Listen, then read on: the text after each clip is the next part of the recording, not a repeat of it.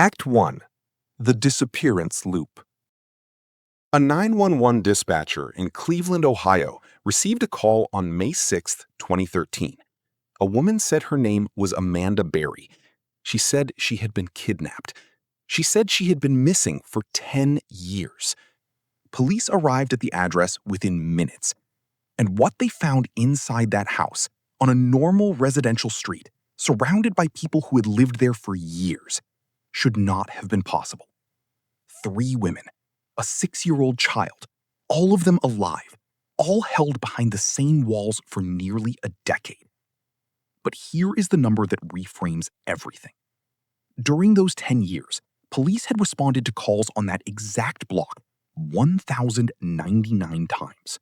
That number sounds like the system was working. And that is exactly what makes this case so difficult to explain. Because the system was working. Officers responded, calls were logged, complaints were filed, welfare checks were conducted. The system did almost everything right. It just never opened that one door. This is not a story about a monster who was invisible. This is a story about every mechanism designed to find him, arriving, responding, logging, and stopping 3 feet short. August 22, 2002.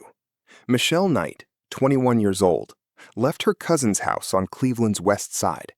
She had a scheduled court meeting about custody of her young son. She was walking toward a social services office. She never arrived. Her family reported her missing. Police reviewed her circumstances: an adult woman, a difficult personal history, a recent custody loss, and concluded she had probably left on her own. That conclusion was made quickly. Now here is where it fractures. Knight had a legal appointment that morning, a specific reason to be exactly where she said she was going. Her mother insisted she would never disappear without contact. And yet the assumption of voluntary departure was applied and held without further verification.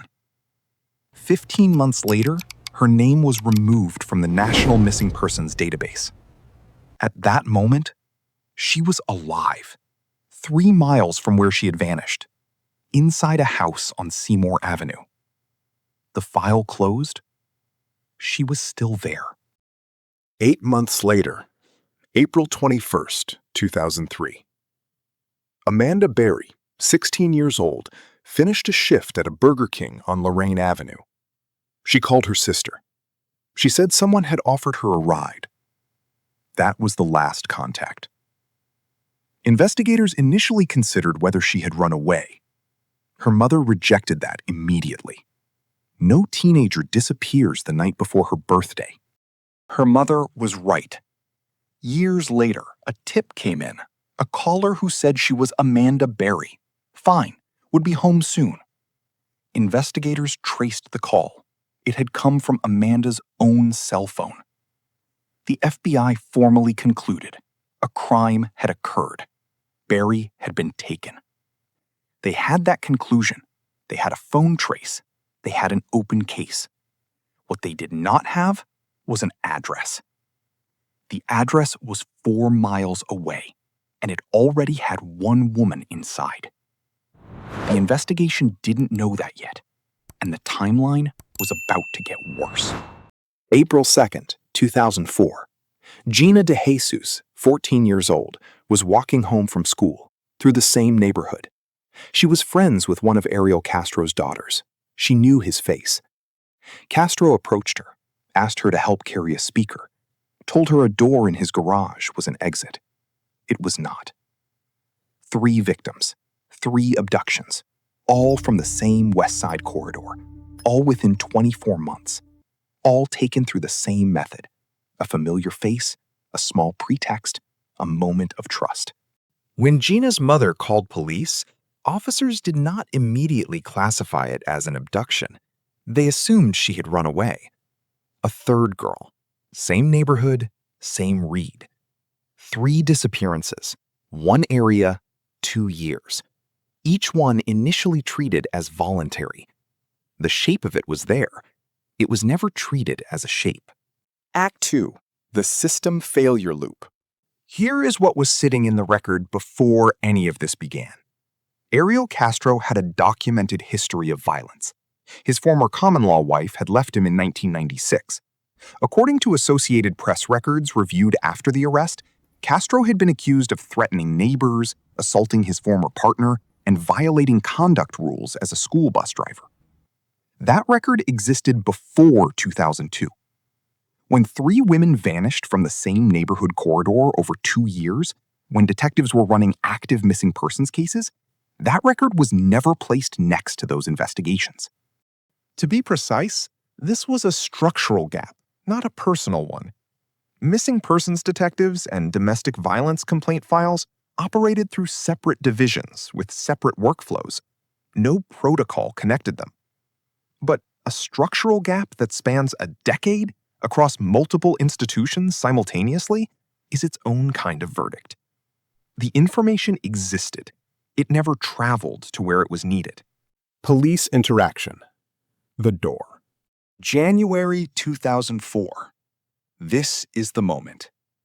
Police were dispatched to 2207 Seymour Avenue, not for the missing women, because Ariel Castro, the school bus driver, had left a child on his bus at the end of his route.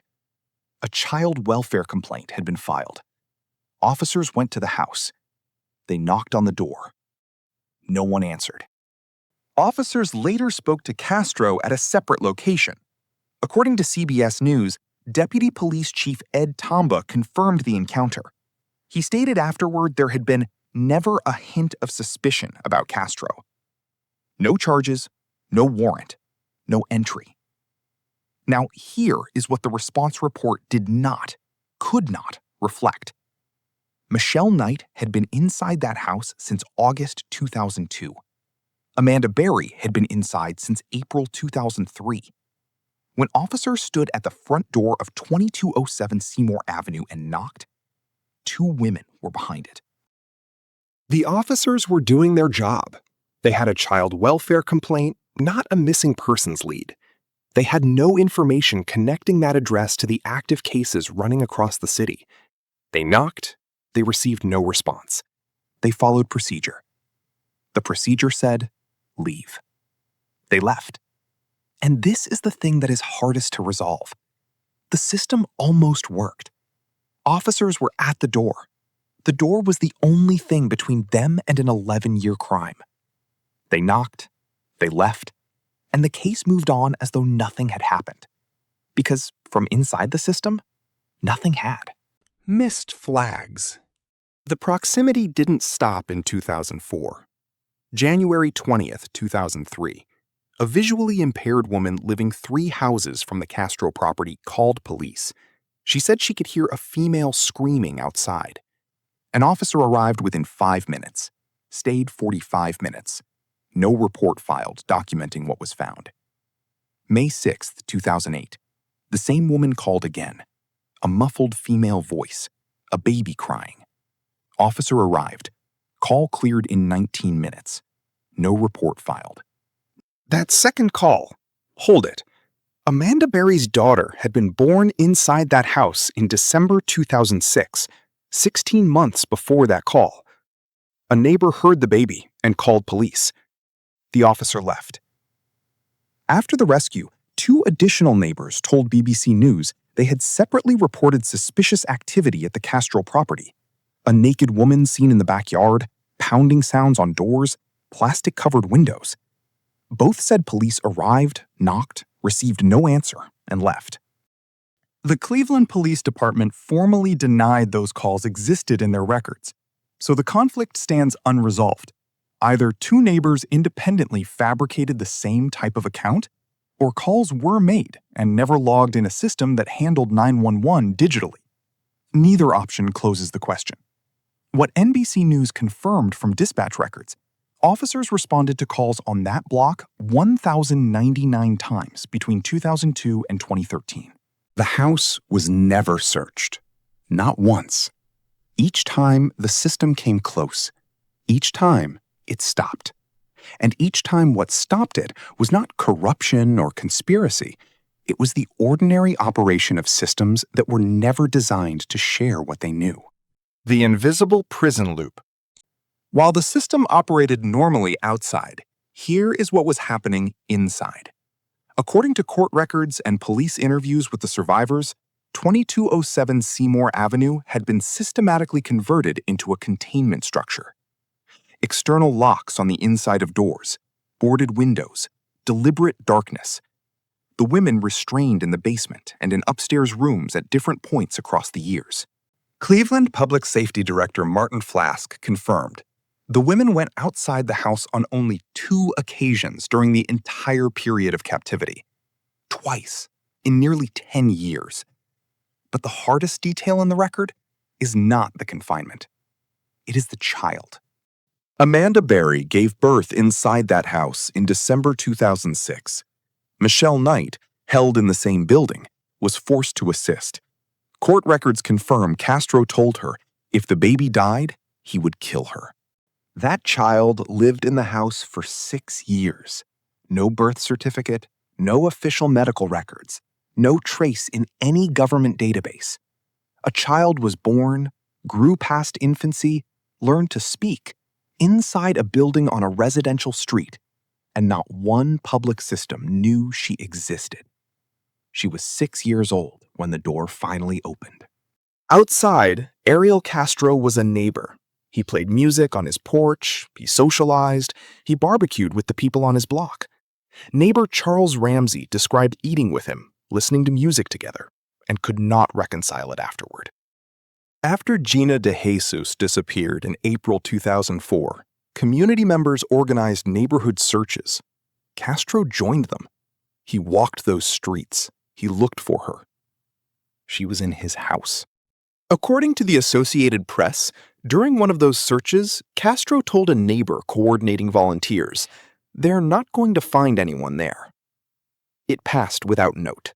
He continued driving a school bus through the same West Side streets, past the same Burger King where Amanda Berry had worked, for years. He was fired in 2012, not for anything connected to the women, for leaving a bus unattended. The women were still inside the house the day he was fired. To everyone around him, he was ordinary. To every record that might have connected him to what was happening, he was invisible. The community saw one man. The files held another. No one read them together. Act 4. The Final Collapse Loop. May 6, 2013. Ariel Castro left the house that morning. He did not fully secure the interior door. Amanda Berry, 27 years old, had been inside that building for 10 years. She recognized the difference. She moved toward the door. She screamed. She kept screaming. Charles Ramsey, eating lunch at home, heard her. He ran outside. He and neighbor Angel Cordero forced the storm door open. Berry and her 6-year-old daughter came through. Berry called 911. Her words, recorded, authenticated, broadcast globally, as documented by CBS News. "Help me. I'm Amanda Berry. I've been kidnapped, and I've been missing for 10 years, and I'm here. I'm free now." She named Ariel Castro. Officers entered the house. They found Michelle Knight in one room, Gina DeJesus in another. Both women were alive. Castro was arrested that evening. He pleaded guilty to 937 criminal counts on July 26, 2013. On August 1st, he was sentenced to life without parole plus 1,000 years. Michelle Knight addressed him in court publicly for the first time since her rescue. As reported across multiple outlets, "I will live on. You will die a little every day." 33 days later, Ariel Castro was found dead in his cell. The cause of death was ruled suicide. The house at 2207 Seymour Avenue was demolished on August 7, 2013. The lot was cleared in a single day and left empty. After the case closed, the reviews began. Missing persons protocols, domestic violence records, child welfare procedures, cross-agency information sharing, neighbor complaint logging. Every system was examined. Every system was found to have had some contact with the elements of this case, and no mechanism to surface the connection. Castro's son, Anthony, wrote publicly, "If my father's life and death can lead to changes in how we deal with sexual predators, domestic violence, mental illness, and prison safety, then we should have those discussions." Those discussions happened. What changed structurally? The record is not specific enough to say. Here is the final account. The missing persons system had her name. It stopped looking after 15 months. The domestic violence record system had his history. It never traveled to the right desk. The child welfare system sent officers to his door. They knocked. The procedure said leave. They left. The dispatch system logged 1,099 responses to his block. The house was never searched. The neighbor reporting system received accounts, disputed, unresolved, that produced no action. Every layer of detection was operational. Each one arrived close. Each one stopped. And on May 6, 2013, the case ended.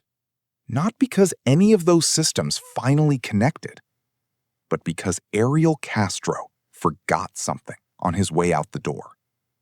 He simply forgot to hide them that day. That is the sentence that should be impossible to write about a decade-long investigation involving every major institution of public safety in a major American city. And yet, here it is. The system never found them. He just stopped covering his tracks for one morning in May. And that, not the sentence, not the demolition, not the 937 counts, is the most important fact in this case. Because it means the answer to how did this go undetected for so long is not a conspiracy, not corruption, and not one person's failure. It is something harder to fix than any of those things. It is the ordinary operation of systems that almost worked every single time and stopped just short every single time.